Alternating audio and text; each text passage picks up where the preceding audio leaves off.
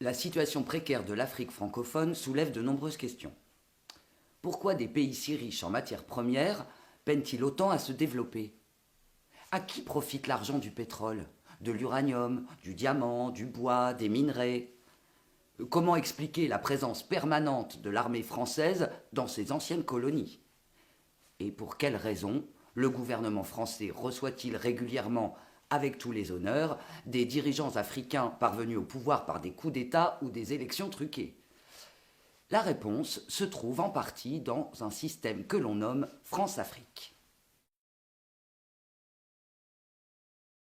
Le terme de France-Afrique désigne le système politique et institutionnel ainsi que l'ensemble des réseaux plus ou moins opaques qui permettent à la France de garder la mainmise sur ses anciennes colonies.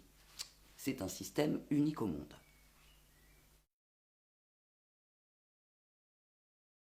Pourquoi? L'avantage pour la France est économique et politique. La France-Afrique garantit à la France son accès aux matières premières stratégiques, pétrole, uranium, minerais, ainsi qu'aux cultures de rente, coton, bois, plantations agricoles. La France-Afrique permet aussi de préserver des débouchés pour les entreprises françaises. Pendant la guerre froide, ce système a permis de garder l'Afrique dans le camp occidental. La France-Afrique permet également à la France de maintenir son rang à l'ONU. Et enfin, la France-Afrique a permis de financer le parti gaulliste par le détournement des rentes africaines, puis par la suite tous les partis de gouvernement, ce qu'a révélé notamment l'affaire Elf. Ce système a été mis en place au moment des indépendances africaines, donc en 1960, par le sommet de l'État français, le général de Gaulle, avec son conseiller Jacques Foccart. Ce système a accompagné toute l'histoire de la Ve République, et ce encore aujourd'hui.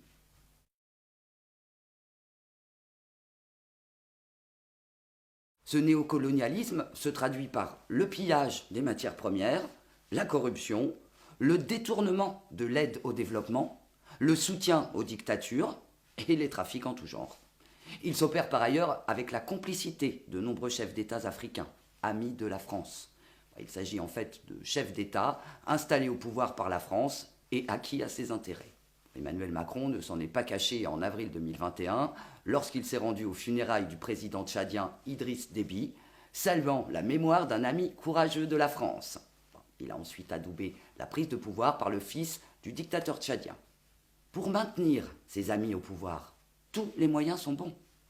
Élections truquées, coup d'État, assassinat politique, soutien militaire via des accords de défense secrets. Globalement, la France-Afrique repose sur 3 piliers. La coopération militaire, l'aide publique au développement et le franc CFA.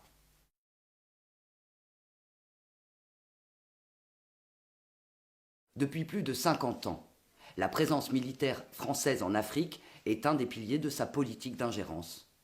Avec 8700 militaires sur le sol africain, la France intervient régulièrement sous des prétextes allant de l'antiterrorisme, comme au Mali depuis 2013, au soutien à la démocratie, comme en Côte d'Ivoire en 2011. En effet, à la suite d'un processus électoral catastrophique, Alassane Ouattara a été installé à la tête du pays par une rébellion soutenue par l'armée française.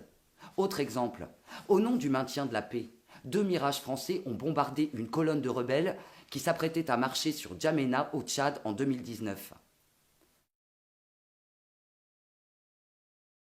Le deuxième pilier du système France-Afrique, c'est l'aide publique au développement, ce qui représentait 3,6 milliards d'euros pour l'Afrique en 2020. Ce qu'on appelle aide publique au développement, c'est en fait un mélange de prêts d'allègement, de dettes et de dons.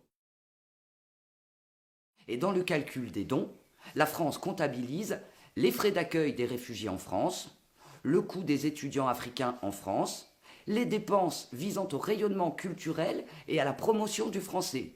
Bon, en clair, l'aide au développement, c'est un outil de tutelle au service des intérêts de la France et de ses entreprises. Le franc CFA, c'est la monnaie imposée par la France à ses anciennes colonies depuis 1960. Elle est fabriquée en France. Le franc CFA lie 15 pays d'Afrique à la France et les empêche d'être souverains économiquement, tout en permettant à la France de contrôler leur politique monétaire. Le franc CFA, c'est la dernière monnaie coloniale encore utilisée dans le monde. Les conséquences du système France-Afrique sont dramatiques. Dictature, crimes, guerre, pauvreté, migration, pollution se développent sur le continent, tandis que l'impunité des acteurs militaires, économiques, politiques français est garantie, même lorsqu'ils vont jusqu'à se rendre complices de génocide, comme au Rwanda en 1994 lors du génocide des Tutsis.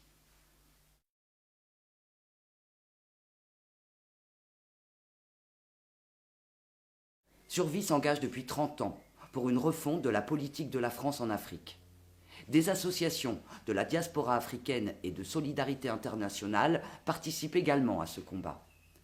Ensemble, ils demandent une diplomatie qui soutienne les peuples, le retrait de l'armée française d'Afrique, la fin du pillage et la transparence économique et fiscale, un véritable contrôle parlementaire de la politique étrangère, une justice indépendante et la fin de l'impunité. Informons-nous et mobilisons-nous.